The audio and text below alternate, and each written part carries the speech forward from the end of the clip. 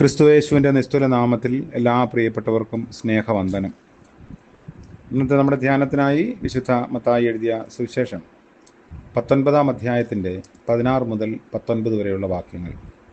മത്തായി 19, 16 മുതൽ 19 വരെ.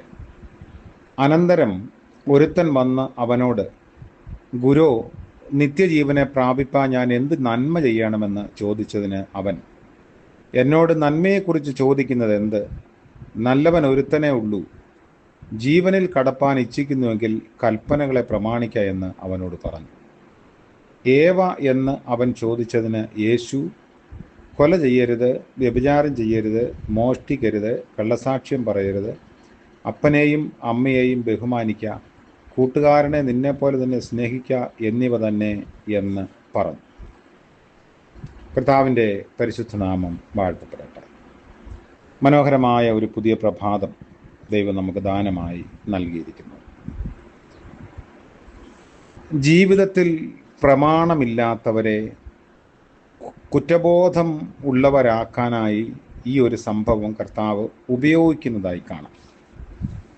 മർക്കോസിൻ്റെ സുവിശേഷം 10-ാം അധ്യായത്തിലും ലൂക്കോസ് 18-ലും ഈ സംഭവമുണ്ട്. അവിടെ ഒരു ന്യായശാസ്ത്രി എന്നാണ് ഈ ചെറുപ്പക്കാരനെ കുറിച്ച് പറയുന്നത്. അതായത് പ്രമാണങ്ങളുടെ കസ്റ്റോഡിയൻ എന്ന് വേണമെങ്കിൽ പറയാവുന്ന ഒരു ചെറുപ്പക്കാരനാണ്. കർത്താവ് ഒരു ലോക ഗുരു എന്ന നിലയിൽ കണക്കാക്കി ഒരുവൻ കർത്താവിൻ്റെ അടുക്കൽ വന്ന് അവനുമായി സംഭാഷിക്കുന്നതായിട്ടാണ് മത്തായി പറയുന്നത്. ലൂക്കോസ് പറയുന്നത് അവനൊരു പ്രമാണിയും ധനവാനുമായിരുന്നു എന്നാണ്. അവൻ കർത്താവിനെ നല്ല ഗുരു എന്ന് സംബോധന ചെയ്യുന്നു. അവൻ്റെ ചോദ്യം, നിത്യജീവനെ അവകാശമാക്കാൻ ഞാൻ എന്തു ചെയ്യണം? അവൻ്റെ പ്രവൃത്തികളാലാണ് രക്ഷ ലഭിക്കുന്നതെന്ന് അവൻ തെറ്റിദ്ധരിച്ചു പോയി. ആ നിലയ്ക്ക് അവൻ്റെ ചോദ്യം തന്നെ തെറ്റാണ്. നമ്മുടെ പ്രവൃത്തികളിലല്ല, ക്രിസ്തുവിൻ്റെ പ്രവൃത്തിയായ കാൽവറി യാഗത്തിലുള്ള വിശ്വാസത്തിലാണ് രക്ഷ അധിഷ്ഠിതമായിരിക്കുന്നതെന്ന് അവൻ അറിയാതെ പോയി. അവന് നന്മ ചെയ്യാൻ കഴിയുകയില്ലെന്നും നിത്യജീവൻ ദൈവത്തിൻ്റെ ദാനമാണ് എന്നുമുള്ള പ്രാഥമിക പാഠം അവൻ ഒരിക്കലും പഠിച്ചിട്ടില്ലായിരുന്നു. നല്ല എന്നുള്ള വിശേഷണം കർത്താവ് അംഗീകരിക്കുന്നില്ല. കാരണം ചോദ്യകർത്താവ് കേവലം യേശുവിനെ മനുഷ്യനായിട്ടാണ് കണക്കാക്കിയത്. അതിനാൽ അവൻ പറയുന്നത്, ഒരുവനെ നല്ലവനെന്ന് വിളിക്കുന്നത് എങ്ങനെ? ദൈവം ഒരുവനല്ലാതെ നല്ലവൻ ആരുമില്ല. തുടർന്ന് കർത്താവ് പറഞ്ഞത്, ജീവനിൽ കടപ്പാൻ ഇച്ഛിക്കുന്നുവെങ്കിൽ കൽപ്പനകളെ പ്രമാണിക്കുക എന്നാണ്. കർത്താവ് അവനോട് കൽപ്പനകളെ പ്രമാണിക്കുക എന്ന് പറയാൻ കാരണം കൽപ്പനകളെ പാലിക്കാൻ സാധ്യമല്ലെന്ന് ബോധ്യപ്പെടുത്താനാണ്. ജീവനെ പ്രദാനം ചെയ്യാൻ കഴിയുന്ന ഒരു കൽപ്പന കൊടുക്കപ്പെട്ടിരുന്നെങ്കിൽ തീർച്ചയായും നീതിന്യായ പ്രമാണത്താലായിരിക്കും ലഭിക്കുക. ഗലാത്യ ലേഖനം 3-ാം അധ്യായത്തിൽ ന്യായപ്രമാണത്താൽ നീതി ലഭിക്കുന്നില്ല എന്ന് പൗലോസ് വളരെ വ്യക്തമായി പറയുന്നു. അങ്ങനെ ലഭിച്ചിരുന്നുവെങ്കിൽ ക്രിസ്തു മരിച്ചത് വ്യർത്ഥമാവും. ഈ സംഭവം മറ്റ് സുവിശേഷത്തിലും പറയുന്നുണ്ടെങ്കിലും മത്തായി മാത്രമേ അവനെ യൗവനക്കാരൻ എന്ന് പറയുന്നുള്ളൂ. അവനൊരു പ്രമാണിയായിരുന്നുവെന്ന് ലൂക്കോസും പറയുന്നു. ഇവിടെ രസാവഹമായ മറ്റൊരു കാര്യം, മർക്കോസും ലൂക്കോസും പറയുന്നത് ഇപ്രകാരം ആണ്, എന്നെ നല്ലവനെന്ന് പറയുന്നത് എന്ത്? ദൈവം ഒരുവനല്ലാതെ നല്ലവൻ ആരുമില്ല.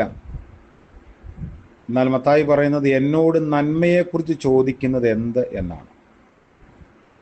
ആദ്യ 3 സുവിശേഷങ്ങളിൽ ഏറ്റവും ഒടുവിൽ എഴുതിയത് മത്തായിയുടെ സുവിശേഷമാണ്. മത്തായിക്ക് യേശുവിനെക്കുറിച്ചുള്ള ബഹുമാന കൂടുതൽ കൊണ്ടായിരിക്കണം നല്ലവനെന്ന് കർത്താവിനെക്കുറിച്ച് പറയാതെ നന്മയെന്ന് പറയാൻ കാരണം. ഈ ഭാഗം ശരിയായി പഠിക്കുമ്പോൾ പലർക്കും മതത്തെക്കുറിച്ചുള്ള തെറ്റിദ്ധാരണ ബോധ്യപ്പെടുന്നതാണ്. അവൻ കർത്താവിനോട് ഏതൊക്കെയാണ് കൽപ്പനയെന്ന് ചോദിക്കുന്നു. ഒരുവൻ്റെ അയൽക്കാരനോടുള്ള ബന്ധത്തിൽ വരുന്ന 5 കൽപ്പനകളുടെ കാര്യം കർത്താവ് പറഞ്ഞു. അവ കൂട്ടുകാരനെ നിന്നെപ്പോലെ തന്നെ സ്നേഹിക്കണം എന്നുള്ള കൽപ്പനയിൽ ഉൾപ്പെട്ടിരിക്കുന്നു. ഒരുവൻ വലിയ പാപങ്ങളിൽ നിന്ന് ഒഴിവുള്ളവനായിരിക്കും, എങ്കിലും കൃപയും തേജസ്സും ഇല്ലാത്തവനായി ഇരിക്കുകയും ചെയ്യാം. ബാഹ്യമായ മാലിന്യങ്ങളിൽ നിന്നും അവൻ വിമുക്തനായിരുന്നാലും അവൻ്റെ ഹൃദയത്തിൻ്റെ വഷളത്വം നിമിത്തം നിന്ദ്യമായി നശിച്ചിരിക്കാനും സാധ്യതയുണ്ട്. ഇവിടെ ഈ യുവാവ് തനിക്ക് എന്താണ് കുറവ് എന്ന് തിരക്കുന്നു. ദൈവം മുൻപാകെയുള്ള തൻ്റെ പ്രവൃത്തി പൂർണ്ണതയുള്ളതല്ലെന്നും എന്തോ ഒരു കുറവ് നിത്യജീവൻ പ്രാപിക്കുന്നതിന് തടസ്സമായി ശേഷിക്കുന്നുണ്ടെന്നും അവൻ്റെ ഉള്ളിൽ ഒരു ബോധമുണ്ട്. കർത്താവായ യേശു ലോകത്തിന് നൽകുന്ന ഏറ്റവും ശ്രദ്ധേയമായ ഉപദേശങ്ങളിൽ പ്രധാനമാണ് നിത്യജീവനെക്കുറിച്ചുള്ള ഉപദേശം. ഇവിടെ വ്യാഖ്യാനിക്കപ്പെടുന്ന നിലയിൽ 10 കൽപ്പനകൾ അവൻ പരിഗണിക്കുമ്പോൾ ഇതിൽ പലതിലും അവൻ തെറ്റിയിരിക്കുകയാണെന്ന് ബോധ്യമാണ്. ദൃഷ്ടാന്തമായി ഞാനല്ലാതെ അന്യദൈവം നിനക്കുണ്ടാകരുതെന്നുള്ള കൽപ്പന വിശകലനം ചെയ്യുമ്പോൾ അനേകരുടെ ഹൃദയത്തിൽ ഒന്നാം സ്ഥാനത്ത് അഥവാ ദൈവമായി അവരുടെ ജീവിതത്തിൻ്റെ ശ്രേയസിനെയും അഭിവൃദ്ധിയെയും, അതായത് ദ്രവ്യവും യശസ്സും അങ്ങനെയുള്ള കാര്യങ്ങളിലാണ് മുൻഗണന കൊടുക്കുന്നത്. ഇവൻ്റെ ഹൃദയത്തിൽ സമ്പത്ത് ദൈവമായിരുന്നു. അതുപേക്ഷിക്കാൻ അവൻ വൈമുഖ്യമുള്ളവനായിരുന്നെന്ന് കാണുന്നു. എല്ലാം ശരിയായി ചെയ്താലും ഒന്നിൽ തെറ്റിയാൽ ന്യായപ്രമാണം മുഴുവനും ലംഘിക്കുന്നതായ അനുഭവമാണുള്ളത്. നമ്മുടെയൊക്കെ ജീവിതത്തിന് നേരെയും വിരൽ ചൂണ്ടുന്ന ഒരു സംഭവമാണിത്. നമ്മൾ ചെയ്യുന്ന ഏതെങ്കിലും കാര്യങ്ങൾ കൊണ്ടൊക്കെ നമ്മൾ തൃപ്തരായി ദൈവത്തെ പ്രസാദിപ്പിക്കാമെന്ന് ഒരു മിഥ്യാധാരണയുണ്ടെങ്കിൽ അതിനെ പൊളിച്ചെഴുതുന്നു. നിത്യജീവൻ ഒരു കാണാച്ചരടിൻ്റെ അകലത്തിലാണ് എന്ന് കർത്താവ് പഠിപ്പിക്കാൻ ശ്രമിക്കുമ്പോൾ തുടർന്നുള്ള ഭാഗം നമ്മെ ഓർമ്മിപ്പിക്കുന്നത് അവൻ്റെ ശ്രദ്ധ മുഴുവനും അവൻ ആശ്രയിക്കുന്ന ധനത്തിലായിരുന്നു എന്നാണ്. നമ്മൾ ദൈവത്തെക്കാൾ കൂടുതൽ ഉപരിയായി എന്തിനെയെല്ലാം സ്നേഹിക്കുന്നുവോ അതിനെയൊക്കെ വിട്ടുകളയാനുള്ള ഒരു മനസ്സുണ്ടെങ്കിൽ ദൈവരാജ്യം അല്ലെങ്കിൽ നിത്യജീവൻ നമ്മിൽ നിന്ന് അകലെയല്ല എന്ന് കർത്താവ് പഠിപ്പിക്കുന്നു. ദൈവം തമ്പുരാൻ നമ്മളെല്ലാവരെയും അതിനെ സഹായിക്കട്ടെ എന്ന് പ്രാർത്ഥിക്കാം. കാരുണ്യവാനായ കർത്താവെ, പുതിയ പ്രഭാതത്തിനായും അതിൻ്റെ നന്മകൾക്കായും സാധ്യതകൾക്കായും സ്തോത്രം.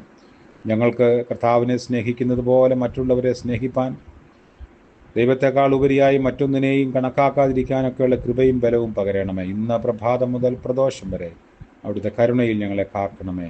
യേശു മശിഹായുടെ നാമത്തിൽ തന്നെ ആമേൻ. ത്രിയേക ദൈവത്തിൻ്റെ കൃപയും കരുണയും നമ്മോടുകൂടെ ഇന്നും എന്നേക്കും ഉണ്ടായിരിക്കുമാറാകട്ടെ. ആമേൻ.